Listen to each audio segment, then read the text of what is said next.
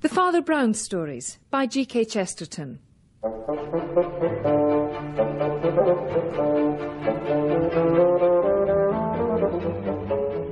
We present The Perishing of the Pendragons, adapted by John Scotney, with Andrew Sachs as Father Brown.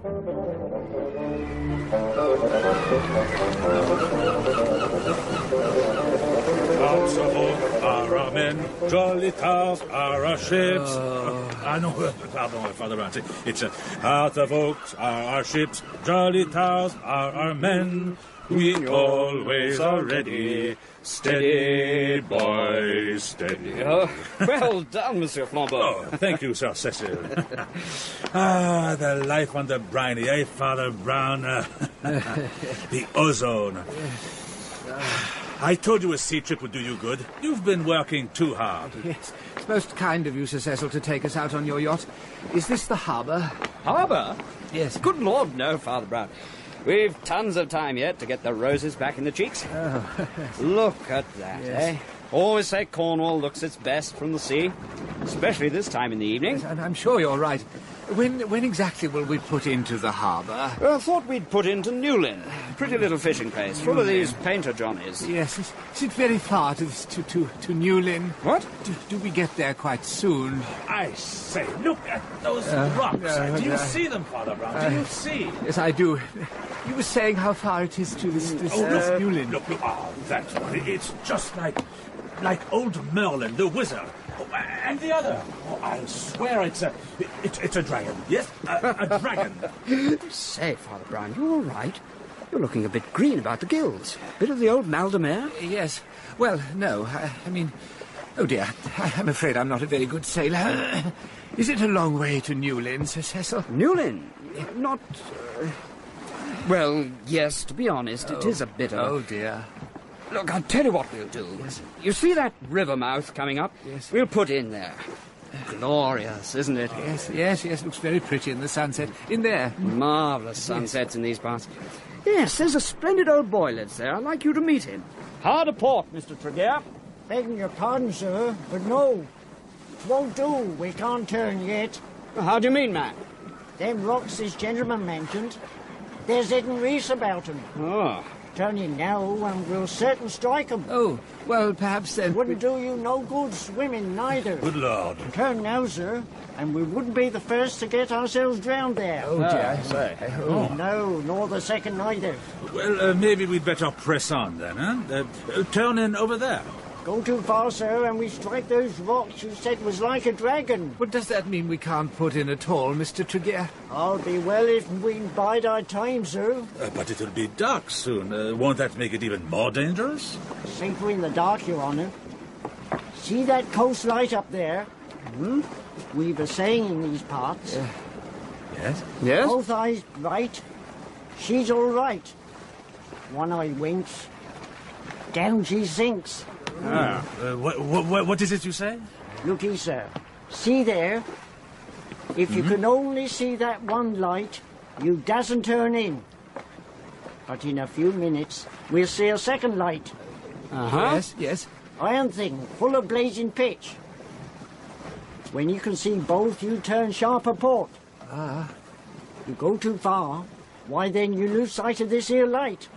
Extraordinary. Because that's dangerous too. Father Brown? Turning too late, see? You've got to be nippy. Really? Oh, that is interesting. Very interesting. Don't you think so, Father Brown? Father Brown? Yes. If you'll excuse me, gentlemen, I think I'd better go below. Oh, pauvre Father Brown. Poor chap. Hearts of oak are our ships, jolly towers are our men. We always are ready.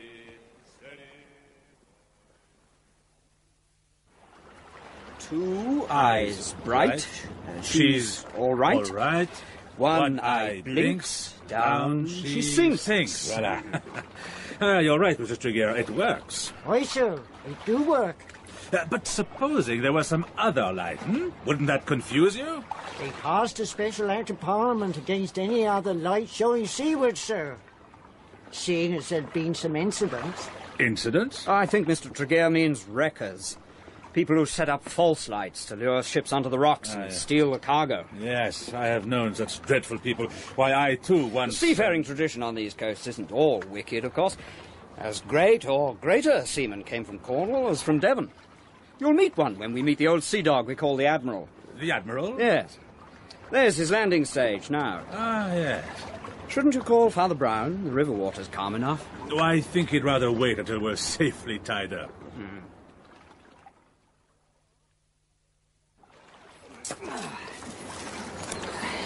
Oh, there you are. That's it. She's all tied up, safe and secure, Mr. Tregear. Thank you kindly, Sir Cecil. But I'll just step ashore and check in myself, if you don't mind. Very well. As you wish. Now, Father Brown, how do you feel now you're safe on dry land? Oh, much better, thank you. Oh, in the evening air, the scents are so much stronger. Oh, that's strange. What's that? Oh, that'll be some exotic plant the old Admiral brought back from his travels. He sailed all over the world, you know, trying to make his fortune and bring back a bit of the old ready. But he reckons all he made was a few enemies, and all he brought back were these plants you can smell. And a few curios. Got no cash, though he lives as if he really were an admiral. Ah, yes, you said before you call him the Admiral. Everyone calls Captain Pendragon that, though really he was in the merchant service. Mind you, his ward, his nephew, he's just been commissioned in the King's Navy. Tickle the old boy pink, that did. No, there's another smell. Is there a kerosene lamp about? Oh, never mind the smells. Have you seen this wooden tower? Oh, good heavens, it's huge. As if it were built by a giant carpenter. Rather a cack-handed giant. Oh, look, there. Maybe that's where the smell came from. Do you see? There are some people with a little fire. Just some campers, I expect. You always get a few at this time. Though usually the old Admiral chases them away. If he doesn't like the campers, are you sure he'll want to meet us? Turning up out of the blue like this? Oh, of course he will. Knew Walter. That's his nephew at school. The rich little tyke was my fag. Fag? Yes. Inherited the family fortune when he was 12. Ghastly accident. Killed his father and mother, and the Admiral became his guardian. Didn't let young Walter see much of the money. Reckoned it'd spoil him.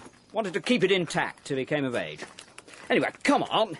You must meet the old pirate. How do we find our way to the house? It seems very Oh, dark. simpler, boy. Just follow this wooden fence. It's not far. Look, there's the house. Bit hard to see. Got no windows facing seawards. There's a man there with a cutlass. Dash it all, no windows. That must be because of the Bally Act of Parliament Tregear told us about. He's attacking... He's attacking a fence. Who's that? Let him use his private land. What do you think you're doing? Who are you? Admiral, it's only me. Huh? Cecil? Fanshawe? Sir Cecil Fanshawe. Fanshawe? Oh, yeah. Cecil Fanshawe, Walter's friend. Look, Fanshawe, I'm afraid you've chosen rather an awkward moment. I feel we've come at the wrong moment. Yes, perhaps we should... Look, Admiral, if you'd rather we... Well, it's not... No, what am I saying? Come on up. Oh, are you Delighted quite to sure? see you. Are you sure? Of course. These friends of yours, are they? Father Brown and Monsieur Flambeau. Enchanté, Amiral. We met in Falmouth, where Father Brown is convalescing. Glad to make your acquaintance, gentlemen. Tell me, Admiral, do you generally attack the scenery with a sword whenever you want to go for a walk? No, you've got to cut down this fence somehow. It's spoiling all the plants, and this old cutlass come to hand. Besides, gives me a chance to work off the frustration of being stuck here when I'm used to sailing all over the world. For that matter, hacking me way through the green poisonous jungle. Not this half-rotten fencing. Why do you stay here, then, sir, instead of going back to the sea? So some confounded old bargain scribbled in a family Bible. But, to what do I owe the pleasure of this visit? Father Brown felt a little seasick. Oh, Yes, sorry. I wanted them to see your famous tower. What? That old monstrosity? Oh, come on now, Admiral. It mayn't look pretty, but it's a romantic old place. They say, Monsieur Flambeau, that the wife of one of the Admiral's ancestors built it so she could see her husband's ship returning from fighting the Armada. Oh, really? Oh, stuff and nonsense, Fanshawe. You live in Cornwall a bit longer, you'll soon learn that the Cornish spin these yarns for the benefit of you foreigners. Behind the fairy stories, we're a practical people. Trevedic, he was a Cornishman, don't forget. Who is this? The locomotive engineer. Ah, that's it. And Sir Humphrey Davy, the minor safety lamp man. And that tower, too. That had a purely practical purpose. I'll tell you about it. If you'll join me for dinner, to tell the truth, I'd be glad of a bit of company. Well, that is extremely kind of you, but I'm not sure. Father Brown? Well, yes, I'd like to stay very much, if it's convenient for you, Sir Cecil. Oh, yes, splendid. I'll just nip back and tell Tregear to rustle himself up something on board. Excuse me. Well, this way, gentlemen. Oh, I'd better warn you, don't be frightened by my servants. They're a couple of fellas I brought back from the Cannibal Islands. Cannibal? Fearsome looking, but wonderful sailors and as loyal as dogs.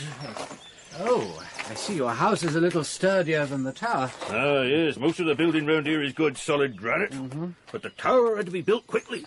And it happened that a brigantine had smashed herself against the rocks, so they used the timbers and planks.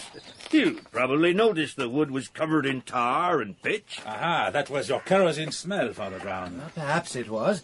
But doesn't all that wood and tar make for something of a fire risk? I say, we saw some people camping there, and they'd lit a fire. Yes. That Davy God. Indeed. Thank you for telling me. Yeah, good. Here we are. Come in, gentlemen. Come in. Merci, amiral.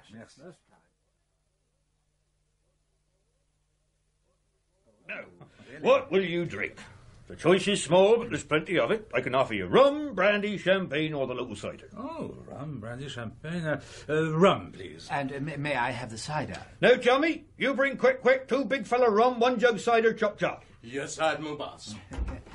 You bear a famous name, Captain Pendragon. Yes, I suppose I do. All Cornishmen claim to be related to King Arthur, but maybe we have a better claim than most. Why, I did hear tell What, is the Admiral telling you about his family? Comes from great seafaring stock, don't you know? Captain, Mr. Fanshawe was telling us before the Devon seamen weren't a patch on their Cornish neighbours. That's as maybe. But I'll tell you, they weren't like the swashbuckling Devon men the Cornish sailors were.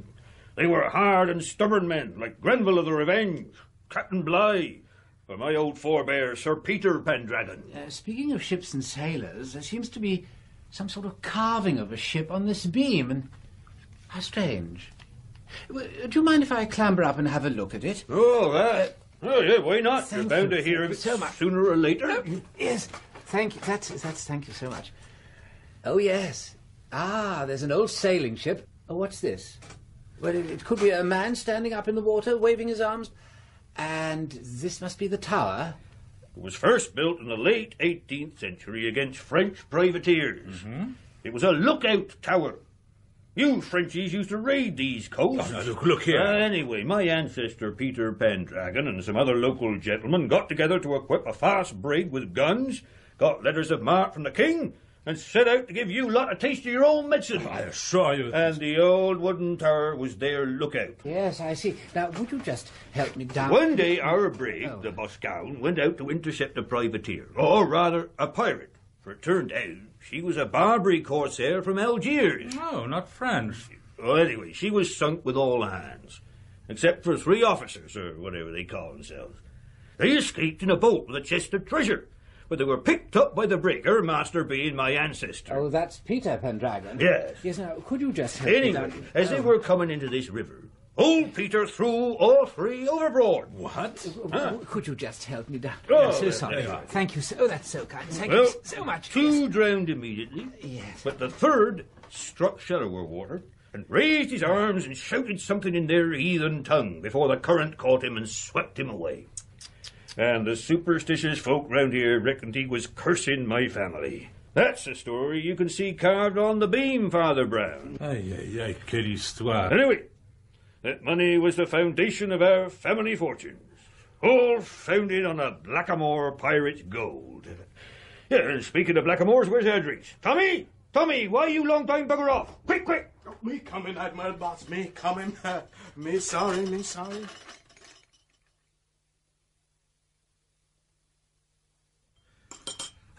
Thank you, Captain. That was an excellent meal. Yes, I don't do myself badly.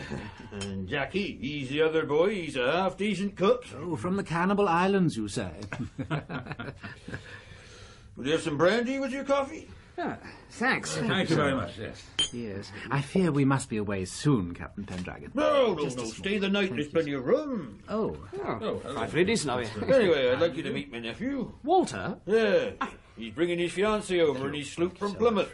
Telegraphed to say he'd arrive about midnight. Fiancé? I say, what's this? Charming girl. Mind you, I told him he can't marry till he comes of age. But that won't be long. Isn't it dangerous sailing in so late? Maybe. But he knows these waters well enough. Besides, there's a trick to finding the passage at night.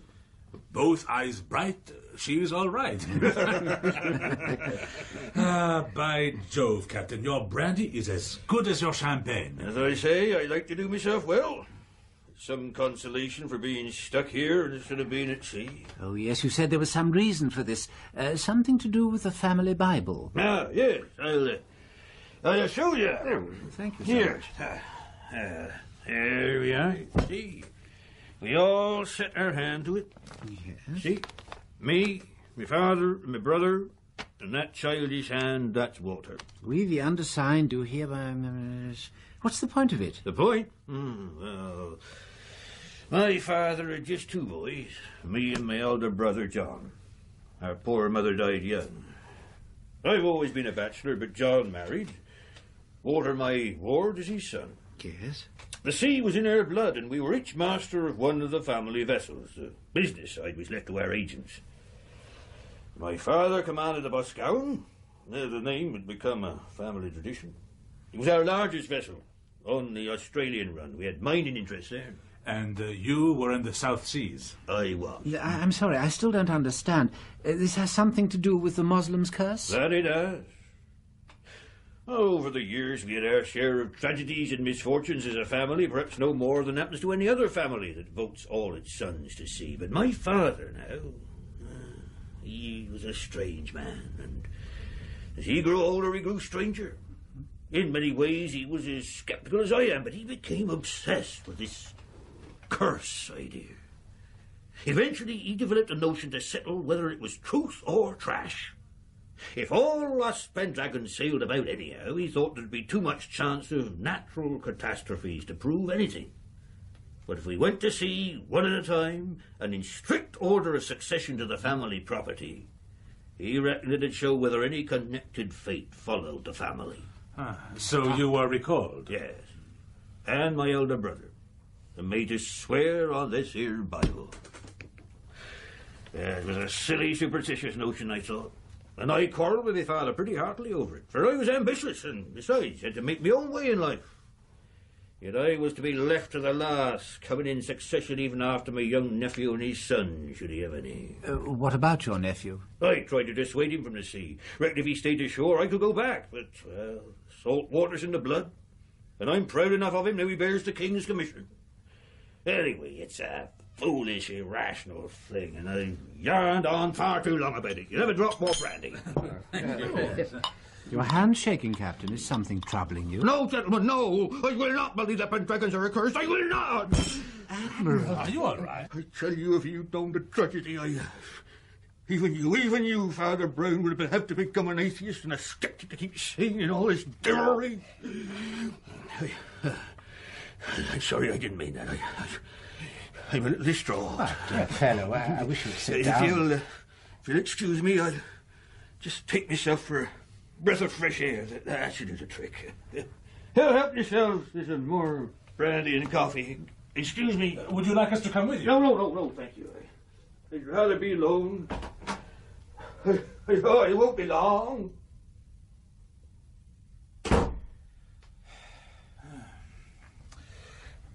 Well, you can't blame the old boy for being a bit het up. I don't care what he says. I reckon there must be something in the curse idea after what happened to his family. His father and brother both died at sea, I fear? Yes. His father's ship was wrecked off Tasmania. Then only a few months later, the Admiral's brother and sister-in-law, Walter's parents, were drowned off this very coast. Really? They'd been out in their little pleasure boat. Got a bit late. They were apparently coming back, and then... Well, no one quite knows what happened. But the incident certainly reinforced the old idea of the curse. How? They seem to have drowned in roughly the same place where Sir Peter threw the pirates overboard. The sunken reef by the rock you saw. Then, the very same night it happened, the old tower caught fire. The Admiral and his 2 servants spent half the night fighting the flames. People around here saw it as a sign. Do you know, I think I might imitate the Admiral and take a stroll in the night air. Will you come too, Flambeau? Certainly. I won't, if you don't mind. Too comfortable here. No. Perhaps you could ask the cannibal gentleman to brew up some more coffee. This has got a little cold. Come, Flambeau, you'll need your stick. Here we are again, the tower. There should be a hose somewhere, Flambeau. Do you see one? Yes, there's one here. Yes, well, bring it over, would you? What do you want it for? Can't you smell anything? Good Lord. Smoke? Yes, and there's no smoke without fire. Look, the tower. Mon Dieu, it's alight. Help me with the hose. We might be in time to contain it.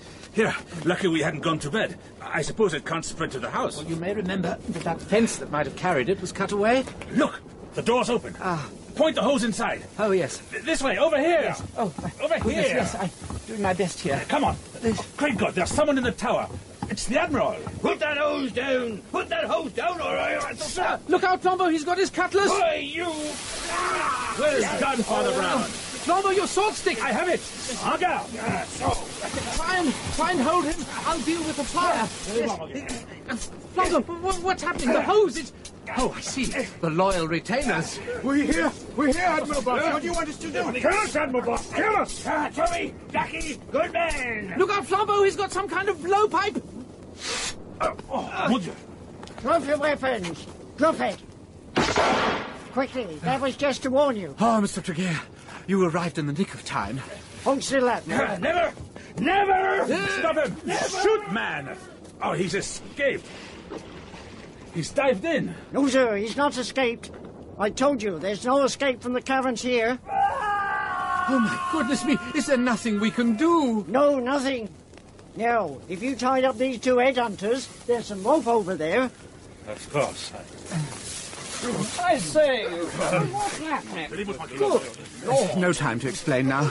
You weren't able to keep the servants in the house. No, as soon as I mentioned you'd popped out for a stroll, they jabbered something and dashed off themselves. Right, they are secure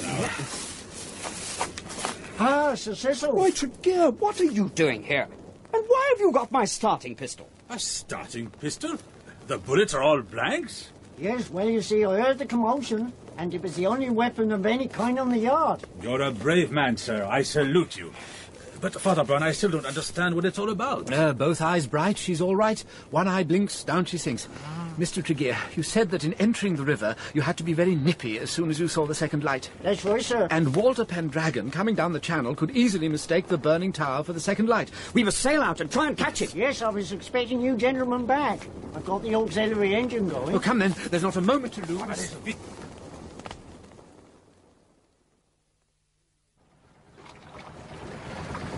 Still no sign, and it's nearly 1 o'clock. If he's under sail, he's got a hard job coming here with the wind in this quarter. It's possible, but slow. Tell me, did Captain Pendragon ever do any amateur acting? Yes, he did, as a matter of fact. He was Sir Richard Grenville in the local pageant. He was very good when Grenville was mad, after the sinking of the Revenge. Ah, I thought he acted his little breakdown rather well. When the clock struck 11 and he needed an excuse to get outside and start his bonfire. Is that when you first suspected him? No. No, I didn't really trust him from the first. To begin with, he wanted to get rid of us, and I thought, he's up to something. And then he welcomed us with open arms. And I wondered if he decided we might be useful as witnesses to establish some sort of alibi. And so it proved, We were to bear witness the fire was an accident, started by the campers, no doubt, so he would claim. You know, I thought it was strange that when I told him about their fire, he complained to us, but he didn't go and tell them to put it out. Why didn't I think? But he seemed such a decent old stick. Oh, few men are what they seem. He felt he hadn't got the station in life he deserved. He complained of poverty, but he certainly lived well. And with Walter coming up to his 21st birthday and getting married, he saw the money slipping away from him forever. Yes, so he made his plan. He couldn't display another light to entrap the boat because of the Act of Parliament, but an accidental fire in the pitch-covered wooden tower helped along with a can or two of kerosene. And I suppose that's how he killed his brother, too. With fire and water. Well, so, it seems the wicked uncle of legend very nearly got his estate. Well, wait, look, over there. A sail, a white sail. It's yes. coming this way. She's a sloop, all right. Who'll be the one? Hello there! Hello! Hello! No answer. What's her name, Sir Cecil? Oh, dash it all, I've no idea. No, wait a minute. It's Sea Spray. Hello, Sea Spray! Hello! Hello! Hello? What is it? Is Sub-Lieutenant Pendragon aboard? Yes, that's me. What is it? Repeat, what is it? Imperative you heave to at once, sir. You must heave to. Very well. Am heaving to. Yes, he's stopping. All's well. thank heavens for that. Oh, I feel better now.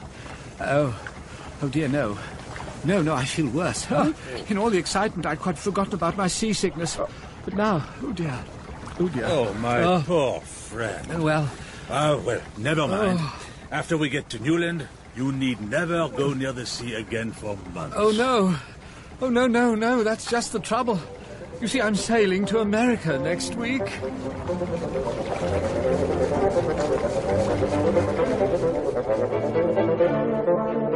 In The Perishing of the Pendragons by G.K. Chesterton, the part of Father Brown was played by Andrew Sachs, Flambeau by Olivier Pierre, the Admiral, Edward Kelsey, Sir Cecil Fanshawe, Brian Hewlett, Tregear, Keith Crawshaw, Tommy and Walter, James Good. The Perishing of the Pendragons was adapted by John Scotney and directed from Bristol by Alec Reed.